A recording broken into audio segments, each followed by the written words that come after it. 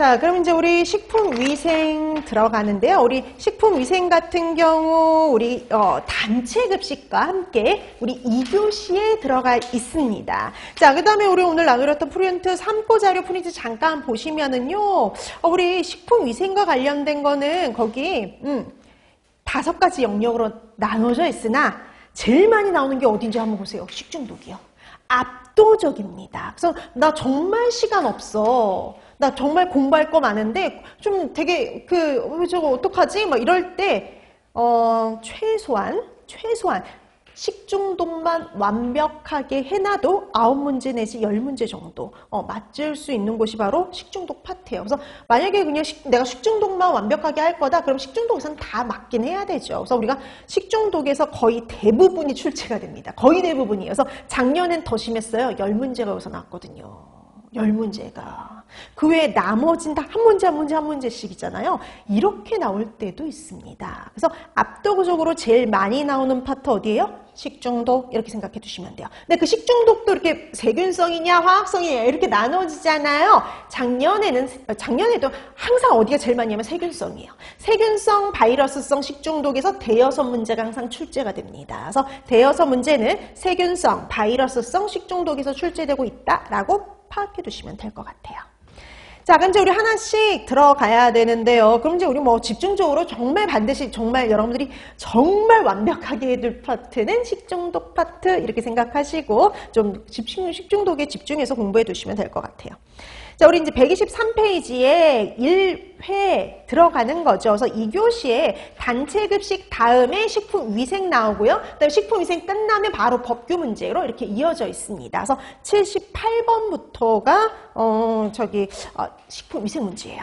자, 그럼 78번부터 가도록 할까요? 자, 손소독에 효과적인 에탄올의 적정 농도는 그랬습니다. 자, 우리 되게 흔하게 사용하는 소독제죠. 급식소에서 가장 흔하게 사용하는 소독제 2개를 꼽아봐라 라고 하면 하나는 차염소산 나트륨, 그 다음에 에탄올, 두루두루 쓰죠. 에탄올, 에틸알코올 바로 분무한 다음에 건조해서 사용할 수 있으니까. 근데 얘는 적정 농도라는 게 있습니다. 몇 퍼센트가 가장 효과적이냐?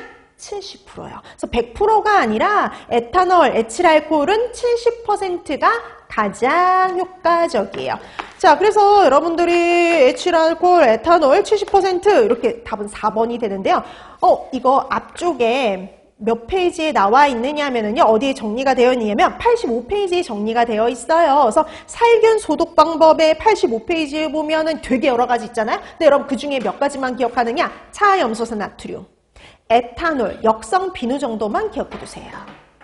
여러분 시험 문제. 이게 급식소에서 사용할 수 있는 것들이기 때문에 기억하자는 거거든요. 그럼 차염소산 나트륨, 과일 채소 소독에, 무슨 작년 시험 문제가 이거였어요. 집단 급식소에서 과일 채소용 소독에 사용하는 소독제는 이게 시험 문제였어요. 그럼 과일 채소용 소독제로 사용하는 거 누구예요? 차염소산 나트륨. 그 다음에 그 전에도 시험 문제 나온 적이 있거든요. 그 전에는 뭐라고 나올게요? 살균 소독 및 표배, 탈취에도 사용 가능한 소독제는 이렇게 나왔거든요. 거기 있는 거 딱이에요. 그 다음에 에탄올은 뭐 기억하면 돼요? 70%가 가장 효과적이다. 그거 기억해 두시면 되고요. 역성비누는 뭐 기억하면 될까요? 자, 역성비누는요. 손소독에도 이용 가능하죠. 자, 근데 4급 암모늄 염으로 낸 비누입니다. 비누. 근데 얘는 무슨 이온이 효과가 있어요? 양이온이 효과가 있어요. 그래서 양이온이니까 양성비누라고 얘기하기도 합니다. 자, 그 다음에 기억할 거. 살균력은 좋아요. 균을 죽이는 능력은 뛰어나지만 세정력은 약해요. 그럼 보통 우리 비누, 집에서 비누 뭐 할 때 써요? 때를 빼려고 쓰는데 얘는 때 빼는 능력은 약해요. 대신 살균력이 강한 비누입니다. 자, 일반 비누와 함께 사용할 때, 그 다음에 단백질, 음식물 찌꺼기 같은 게 남아있으면요, 효과가 어떻다? 떨어져요. 그래서 여러분, 급식소에서 순서가 있는 거 아세요? 세척을 한 다음에 뭘 해요? 소독을 합니다. 그래서 세척을 통해서요, 유기물, 음식물 찌꺼기 이런 걸 다 제거한 다음에 소독을 해야지 효과가 있어요. 지금처럼 유기물이 남아있으면 효과가 떨어집니다. 그래서 항상 세척한 다음에 소독한다라고 봐두시면 돼요.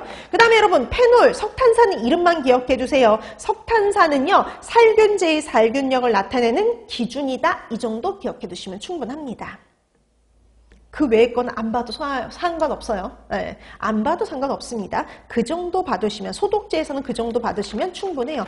왜냐하면 여러분 특히 우리는 급식소와 관련된 게 더 나올 가능성이 상당히 어때요? 높거든요. 자, 그래서 78번의 답 4번이었습니다. 자, 그 다음에 79번으로 돌아갈게요. 자, 다음에서 설명하는 세균은 그랬습니다. 자, 여러분 이 세균은요, 그람 음성의 호기성, 통성염기성 무포자 간균인데요. 포자를 안 만드는 간균인데 유당을 분해해서 뭘 만들어요?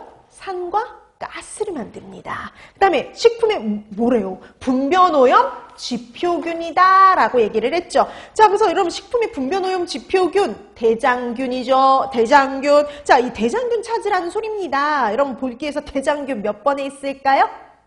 2번 에스케리키아 콜라이. 이게 바로 대장균이에요. 그래서 79번의 답 2번입니다. 근데 1번 보세요. 1번. 1번도 알아보셔야 되거든요. 여러분 시험 문제 1번도 나온 적 있어요. 엔테로코커스죠. 1번에 엔테로 붙어 있으면 장 이런 뜻이고요. 코커스 붙어 있으면 구균입니다. 합치면 뭘까요? 장구균. 그러면 장구균은 냉동식품의 오염 지표균이죠. 자, 79번의 답은 2번인데요. 오늘 나눠드렸던 프린트 1페이지 잠깐 보실래요? 위생지표균과 관련된 문제는 대장균 아니면 여러분 시험 문제는 장구균 둘 중에 하나가 출제가 된다라고 보시면 돼요. 그래서 여러분 보시면 장구균은 최근에 나왔죠. 2021년에 나오고 23년에. 21년은 간단하게 나왔어요. 냉동식품의 오염지표균 찾아라. 장구균. 그 다음에 2023년에는 장구균에 대한 설명으로 옳은 것은 이런 형태 나왔거든요.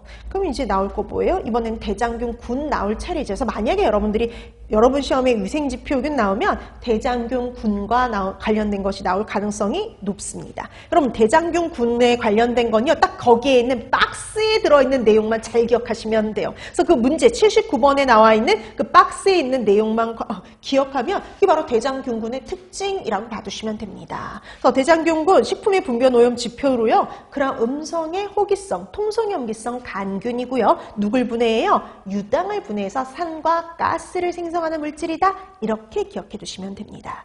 근데 여러분들은 장구균은 있긴 하지만 여러분들은 나올 가능성이 좀 낮잖아요. 그래서 만약에 올해 떨어지고 내년에 또 시험 봐야 된다. 이런 안타까운 일이 있을 때는 장구균 위주로 봐주시면 좋겠죠.